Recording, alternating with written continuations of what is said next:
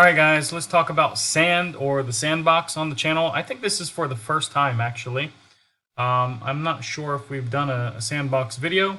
However, I just did a Decentraland video a few minutes ago and I didn't see that Sandbox was also pumping. So basically I should have probably done the two together because they're basically the same. They're both metaverses and most people say that Sandbox is the better of the two. So, having said that, I want to compare kind of a little bit here in this video, but you can see that Sandbox actually went up a little bit higher than Mana. Mana was about $6, where this went up to about $8.50 at the peak of the bull run. So, now, if we take a look, it basically has this resistance, similar to Mana, last couple of years, 2 years and a half. It's just been on a downtrend. So you did have an attempt in March to break out, but it got rejected basically by the 81-cent mark, which is a weekly resistance. So right now, we do need to clear the let's just say 35-cent mark, to clear this weekly resistance. And then guys, we have this line right here, this trend line, at about 42 cents to get above. We can take out that level, guys. It's still not all in the clear. We still have to pretty much get above where I said about 81 cents, because yeah, that'll take us, out of this range that we've just been in for so long. So I'll be more bullish when I see that Sandbox can get up here once again and break this, 81-cent mark basically, and start closing longer term time frame candles there. Now Sandbox, it actually has about 3 billion tokens, a little bit more than Decentraland, so it's basically similar. Most of these tokens are out. If we look at this tokenomist, 93% have been unlocked. The next upcoming event is in about 90 days, and that's about 8.59% of the circulating supply, which will be released. At this point, it's not that big of an issue, I think, though. So I wouldn't worry too much about it. Quick look here at Bitcoin, guys. You can see that Bitcoin has broken above this little resistance. I had this on the 4-hour time frame. So yeah, it did close a daily candle above that resistance, basically, that we saw for a few days. And yeah, it looks like it wanted to retest that a little while ago. And yeah, it is making its way back up right now. Hopefully it'll turn green and we'll see some continuation here. Now the target of this breakout is about $105,000. Now the long-term target is about $105,000, and that is from this massive bull flag that we formed. Let me put this on the weekly so it's a little bit quicker, guys. That's the bull flag that we formed over months, basically. So that's the target, but short-term target basically is up here at about $105,000. Quick look at the quarterly returns and the monthly returns. Quarterly looks pretty nice for Bitcoin. Ethereum too isn't too bad, but the monthly return is about 30% at the moment for November. I do think we will see at least 30, maybe 40% this month. December I also think will be a very good month as well. Considering that we had a very tamed October and we had our best green September ever. So I do expect the next couple of months to be very nice. Now, taking a look at the dominance, it still continues to fall, it looks like. So that's a good sign.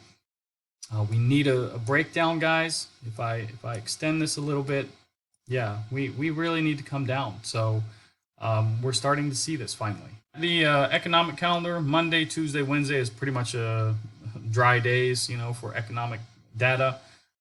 Thursday, we do have jobless claims, and we also have the Philadelphia Fed manufacturing.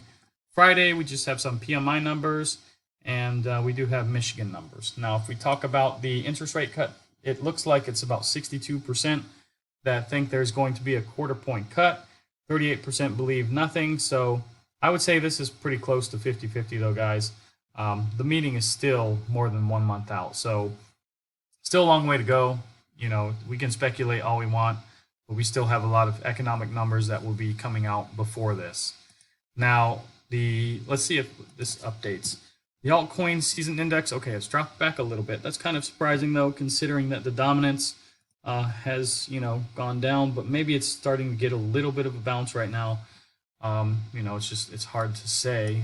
We do have kind of a bounce from here, but I don't think it would cause us to go down 2 points, but maybe it was just remeasured.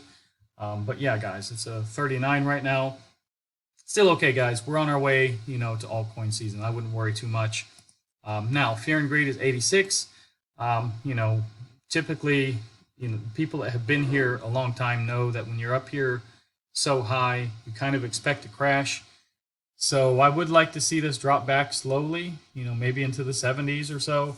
And, then we wouldn't worry too much, because when you get too greedy, guys, this tends to come down real fast once we have a crash. Crypto bubbles here, we have a lot of bubbles over 30%. We do have some in the 20s.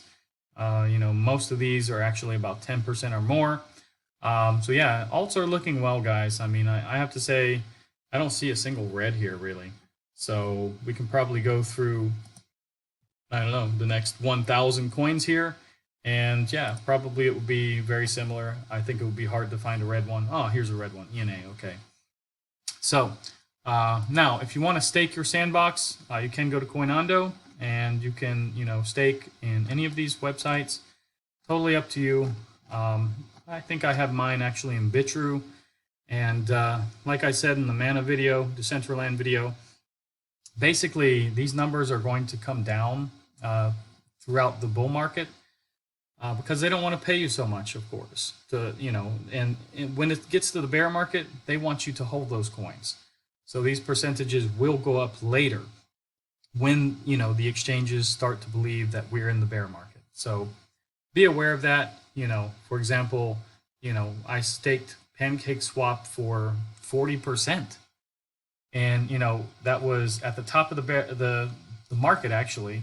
When it started to come down, they started to give like 30 or 40%. So, and now I think PancakeSwap is less than 0.5% staking anywhere. Basically, that's my take on Sandbox. If I had to choose between the two, I would say Sandbox would be the better one. Now, I haven't seen the Sandbox, metaverse in a while, but last time I saw it, it did look better than Decentraland. So, you take your pick. They're both very similar, and they both can do very well. They both have low token numbers. They're not too far off in price each, so it really doesn't matter in my opinion. I think they'll both do fine probably, but yeah, I think if they upgrade their metaverses or something, that would be even better. Especially Decentraland, they kind of needed an upgrade last time I saw. So, anyways, guys, if you like this video about Mana sorry, I'm mixing the two now. If you like this video about the Sandbox and Bitcoin, give it a like, and subscribe to the channel, share this with your friends, and yeah, guys, thanks a lot.